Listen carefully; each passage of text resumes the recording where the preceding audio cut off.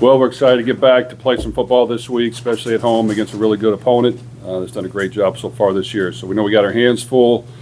We're going to have to play some good, solid football against a team that very efficient on offense, in the passing game and the running game, physical at the point of attack, control the football. Defense has been solid throughout the year, so we've got to play well. So we got a good week of practice, but we're looking forward to get back on the field. What was the bye week like? It's early in the year, it's a little different. I mean, I know you did have a few nicks and bruises, so obviously you get some guys healed up. But was it any different than like you would have one if it's in week 5 or 6? And then I guess the second part, what do you do? Do you watch just a ton of football on the weekend? Well, bye weeks, 2 of them this year, which I don't love, but they're there. So we do want to get our guys fresh and healthy, which we did, and I don't like it after 2 weeks, but we did. It's important that they know we got a really good stretch of games coming up that we got to be really good at if we want to continue to progress and reach our ultimate goal. You've got to be sharp week after week after week. So I think getting guys fresh and healthy and getting them rejuvenated, back ready to go was important while we continue to work on certain things and continue to work with our young players. So that's kind of what we did. Now we're back on a normal routine and schedule. As far as us studying the opponent, studying other teams that are doing well, anything new wrinkle that we can add that might help us is kind of what we're tasked with doing, and hopefully we can use some of that to help us get better. Jeff, you mentioned how you didn't like the really early bye week, but was there anything in those first 2 games that you saw that you wanted to kind of use this bye week to kind of correct or implement? Well, I think anytime you make mistakes in games, those are what are glaring, and you don't want to repeat them. So I think after our stretch at the end of last season, losing 3 in a row, there were a lot of things to correct. So we worked hard in the offseason to correct those and rep those and make sure that we try not to allow that to repeat again. The mistakes we made the first 2 games, the same thing. You try to maybe practice against those a little bit more than you have to make sure that you try not to repeat those mistakes. And then I just know, now that the meat of our schedule is starting, the full arsenal has to be in effect. So we've got to be able to be aggressive and attack on defense while getting stops and being sound of what we're doing. We got to be aggressive in attack on offense while controlling the ball and running the football and not having negative plays and interceptions and sacks and fumbles.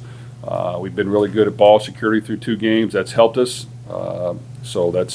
We always stress that every week, so we got to make sure that we continue to do that, because if you lose possessions, then it makes you're behind the 8 ball. So just kind of concentrating on those have been the focus.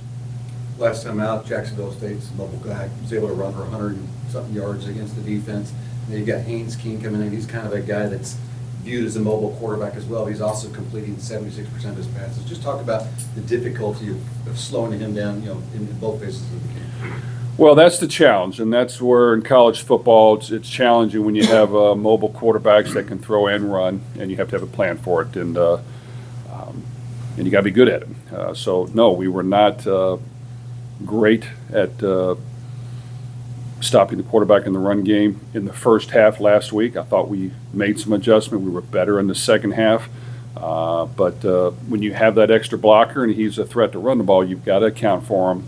You've got to, first off, in the passing game, not allow him a lot of rush lanes, the ability to scramble and get yards, the ability to run a quarterback draw and get yards. We got to prevent that as well as we can. And then, of course, to design quarterback runs, quarterback pulls, misdirection. They're going to motion quite a bit on every play with their good slot receiver, create some eye candy for you, and you've got to know where the ball is. You've got to know where the quarterback is, and did he hand it off or did he not? And then they like to get on the perimeter with some quick screens and some quick throws to the flat with that. So that means you've got to defend the width of the field, and you've got to be good in your perimeter defense of this team. And really, in my opinion, that's what college football has gone to. You've got to be able to defend the perimeter against good offenses and not allow things to get on the perimeter. Make them run the ball up the middle, which this team will. They will. They're a good counter team. They run the ball at you as well. So, but without question, getting on the perimeter is where a lot of big plays happen, so we got to be better at that. Jeff, kind of staying on the subject of quarterback, Tyler, it was top, 10, 15 QBR ratings, QBR in the first 2 weeks. Just What's impressed you so far about what you've seen from him, and now going into conference play, and he's obviously played in 2 of the Power 4.5 conferences that are out there?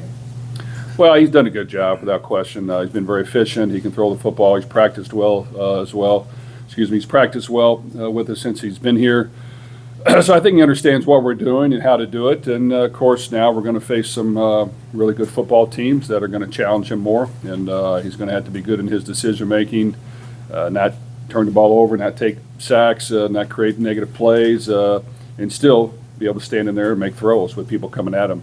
I do think that he can do that, but every week is a chance to prove yourself, and whether you're 2-0 or 0-2, you've got to prove yourself the next week, and he'll have plenty of tests coming up in the near future, starting with this one, where he's got to perform well for us to win.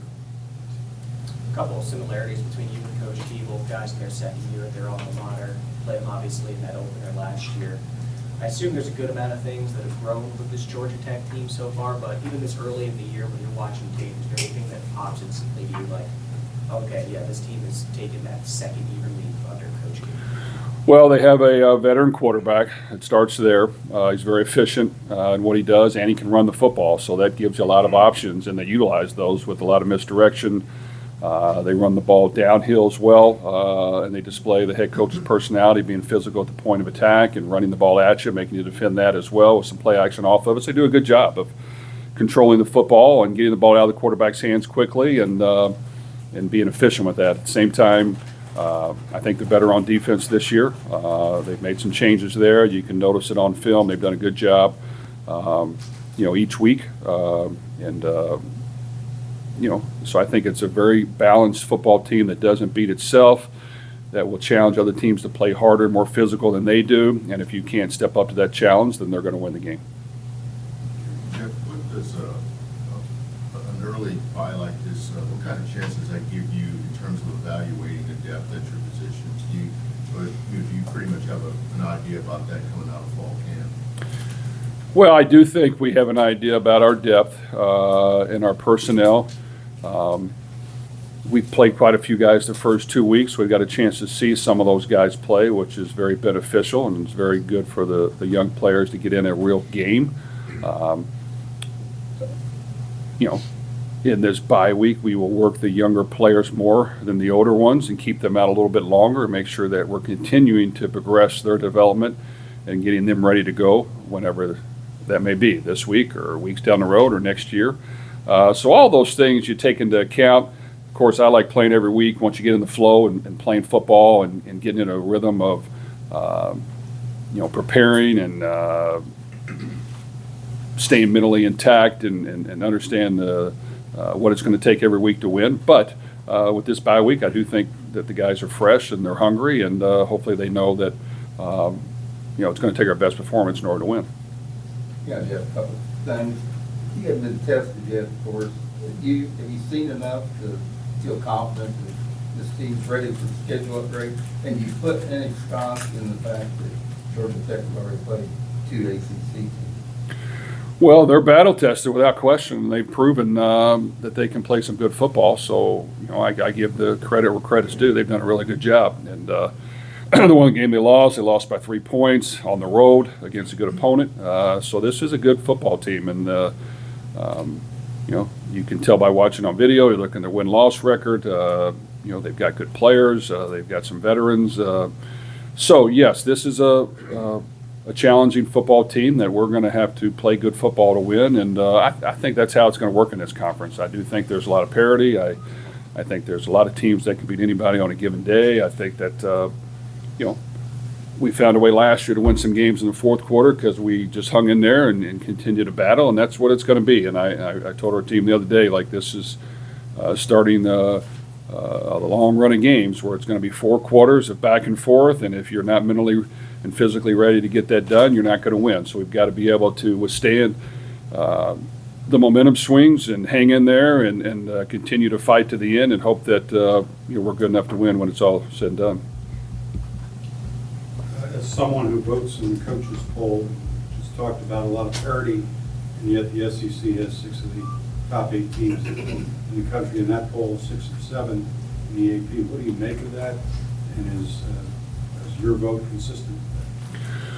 Well, I think there's a lot of really good football teams out there. Those are some good teams in the top 10, and I'll give those guys credit. I think that, as you play throughout the year and more teams play each other, those dynamics will change a little bit. But, everybody's got to earn their due. Without question, Miami's ranked in the top 10. They deserve to be. They've got some really good talent. They did last year. They got some new additions that are really good. They've shown it on the football field, some big wins. I do think there's some other crew of ACC teams that are very good and competitive. And, like I said, I just think there's a lot of parity in this league. We got to earn our stripes. Each one of our teams do. And we've got to win games against each other. We've got to win games against other conferences if we want to move up the ranks. You talked a lot in the preseason, and we've talked a lot about Ashton and his abilities. Can you kind of talk about moving him when you guys can inside a little more and what that does for your defense and to have him in that spot rather than maybe on the outside on the edge? Well, Ashton can do a lot of things for us, and he can rush on the outside. He's physical, he's strong, he's got some quick twitch as well. I think when he can power rush and add the speed at the end, that's when he's his most effective. But I do think isolating him at times on the inside is beneficial as well. So we definitely have packages to move him around. We want to try to let him, now that conference play is starting and he's going to be asked to do a lot, I think it's time for him to continue to rise up and showcase what he can do. He shows it to us every day in practice. And we've seen it, and I'm hopeful that now everyone else can see it, but he's going to be challenged this week, but I have full confidence he can do a good job. Last match. Are you pleased with the progression of the tight end guy? I mean, Mark's got a couple touchdown catches, Jamari had a couple really nice ones, and the other guys have kind of gotten in the mix. Are you pleased with that progression through 2 games, and maybe what do you want to see from him moving forward? Without question, I think we have built the tight end position up. And it is an improvement. We have some experience. We have some youth that has developed to a certain degree that will continue to get better. Mark provides us experience. He's understanding what we're doing. He's doing a good job. Jamari is a year wiser and older and can do some really good things too. He's very athletic. I think he'll continue to get better. And then Nate has been here and he understands our system, can block well. And then we've got 2 other athletic tight ends that have played in Isaiah and Jaleel that can run and catch the football. So I do think that we will be tested more as we continue to progress starting this week, and those guys need to show up. And I think for our quarterback to have success, he's got to feel comfortable throwing to the tight ends, feel comfortable throwing in between the hashes, and these guys got to provide us a weapon. Thank you.